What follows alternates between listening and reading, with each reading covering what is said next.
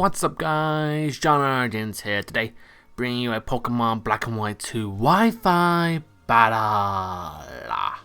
Playing B2J135, his link will be in the description. Got this battle on my stream, he was in the call and I challenged someone to RU and Brian answered that call. And this is where we are today, using a new team which I trialed on Pokemon Showdown, but this team has been working so much better on Wi-Fi. I don't think I've lost a game with it yet. I played 3 I think with it. It's a pretty cool team, I like it.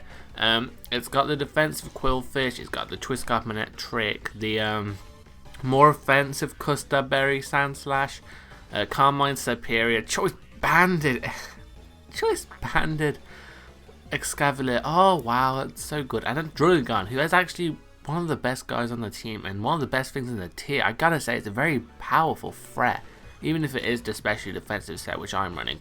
But let's get into the battle.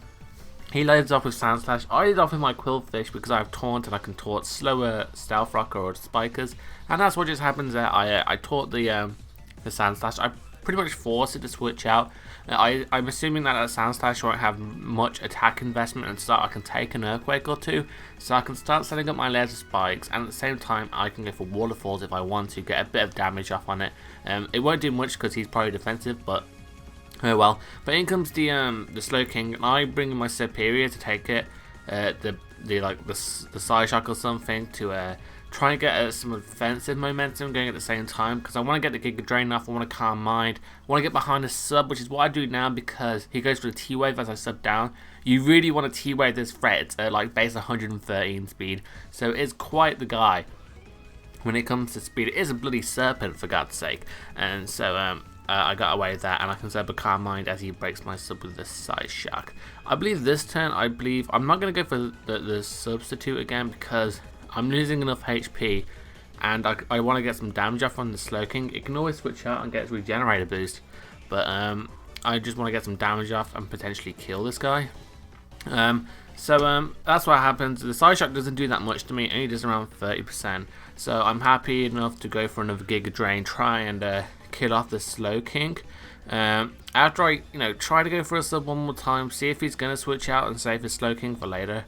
But at this point I'm thinking to myself, he doesn't particularly want to keep his special defensive wall around, so I'm going to go for Giga Drain this turn, try and get my HP back. But Brian is a better player and goes into his Galvantula to resist the hit and try and retaliate back with a Bug Burst. I knew this would kill me, but at the same time I looked it up. Superior had like base 113 speed and then Galvantula had base 108, so I was like, there's a chance I'll outspeed unless he's Scarfed, and he's Scarfed, so unfortunately my Superior goes down to the Bug Buzz. But this does give me a free switch into Escavelier. Threat almighty over here. I'm going to go for the Mega Horn, stab Mega Horn from a Choice Banded Escavelier.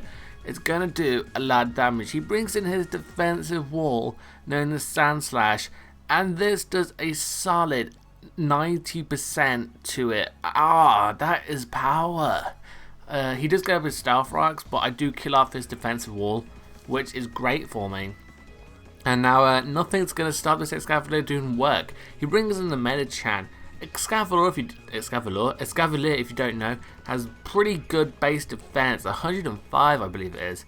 And it can take this high jump kick, go for the Mega Horn, I'm also max HP, and smash that in the face, take it out, and that's another threat out the way. See you later, Medicham. He does bring in the Galvantula, and unfortunately I cannot live this Bug Buzz.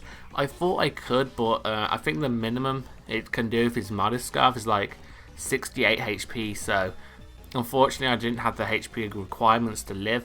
But I do have my Druddigon who can come in with, it's my specially defensive Pokemon. I can take the hit, go for the Glare, and then on the next turn go for the Stealth Rocks and get them late game handles up. Especially if this Galvantula wants to switch out.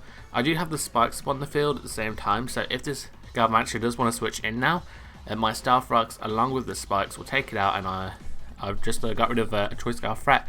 Galvantula is a very big threat in the IET if you did not know that already. I would recommend it, it's quite a cool guy. With Thunder and Compound Eyes I think it is, and it's pretty awesome.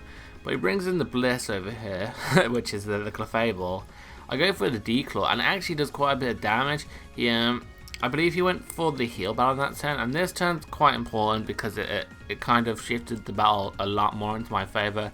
It was slightly in my favor, but now I've got even more momentum because he goes for the wish, and I crit him with the Dragon Claw, which we all know matters because he would have been able to wish back up to full HP if he had to protect, and at the same time he could switch out into something and try and pass the wish as he senses his Galvantula just to die. I think we both forgot during the stream about the spikes as well, so the Galvantula couldn't live it. And even if I didn't have spikes, I did have the Sucker Punch, so I could kill that Galvantula either way. As the Slowking comes in now, I do decide to go for the Glare to give it that paralysis chance, which happens right there. I'm not sure what move he went for. I might have been T-Wave of his own. So and that happens. He gets his wish back, which I don't mind. I can still try and wear this thing down with Dragon Claws and trying to get loads of damage on it, so my Manectric can come in later on and kill it with a Thunderbolt, or Volt Switch out and get some mad damage on it. Slowking is especially defensive, so it is going to live a Thunderbolt from a Manectric, but it won't take it very well. And trying to get that extra damage would help me out. As he switches in his Cordant, which I didn't understand why. I think he should have stayed in and trying to get more damage off with the Psyshock, and then bringing this Cordant and going for a couple of Dragon Dances and trying to outspeed my Manectric. But I'm not sure if a +2 Cordant will outspeed a Manectric. Cordant hasn't got very good base speed. As he hits me very hard with a crunch, that really hurt. I was surprised at how much that did. He is life up, and that was threatening, man. I'm not defensively invested, but oh well. He does live the Ruskin plus life orb damage, and I can just take him out with the Sucker Punch. So as you can just see, druddigon has done a lot of work this battle. It's been in for a very long time, and it's just not dying yet. And he can bring in the Slowking. I can still go for the Dragon Claw and get some damage. No, scratch that, please. No, I can't get paralyzed, but it doesn't matter. I still have my Manectric left in my back pocket, ready to serve me and work for me. And even if I did get crit here, I still had Sandslash in the background, who I believe could kill with an Earthquake from the range of HP that the Slowking's at. Because of my attack investment, I got 116 invested. It's just a random number. It doesn't like get a kill on something or guarantee a kill, but I just wanted that much in it, and I wanted some defense investment as well, just in case Quillfish didn't do the job, because sometimes it doesn't. But that's going to be the game, people. It was a good match using this brand new team against Brian. So if you enjoyed it, leave a like, rating, comment, and subscribe. I've been JohnOrigins, and I'm out. So peace.